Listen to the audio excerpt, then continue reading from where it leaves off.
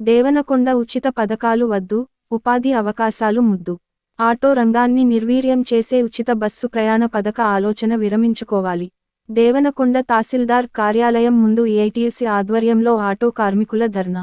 Auto రంగాన్ని నిర్వీర్యం చేసే ఉచిత బస్సు ప్రయాణ నిర్వహణ చేసే నిర్ణయాన్ని వెంటనే విరమించుకోవాలని ఆటో వర్కర్స్ యూనియన్ జిల్లా ఉపాధ్యక్షులు బడే సాహెబ్, ఏఐటీయూసీ మండల గౌరవాధ్యక్షులు నరసరావులు డిమాండ్ చేశారు.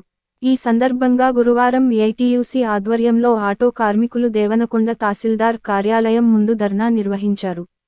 ధర్నాను ఉద్దేశించి వారు మాట్లాడుతూ ఈ కార్యక్రమంలో ఆటో వర్కర్స్ యూనియన్ మండల గౌరవ అధ్యక్షులు పి.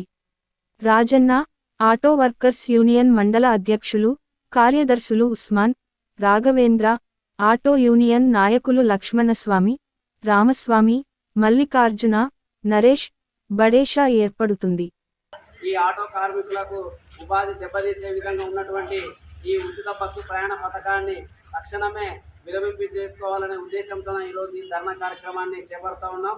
మరి ఈ ధర్నా కార్యక్రమానికి హాజరైనటువంటి ఆటో వర్కర్స్ యూనియన్ జిల్లా ఉపాధ్యక్షులు బడేసాబ్ గారు, మరి ఆటో వర్కర్స్ యూనియన్ మరి మండల గౌరవాధ్యక్షులు రాజన్న గారు, మరి ఆటో వర్కర్స్ యూనియన్ మండల అధ్యక్ష కార్యదర్శులు ఉస్మాన్ గారు, లక్ష్మణస్వామి గారు, మరి రామస్వామి గారు, మరి బడేసాబ్ గారు సీనియర్ నాయకులు, మరి ఆటో కార్మిక సంఘము మరి మండల కోశాధికారి రాఘవేంద్ర గారు తదితరులందరూ ఈ కార్యక్రమంలో పాల్గొనడం జరిగింది.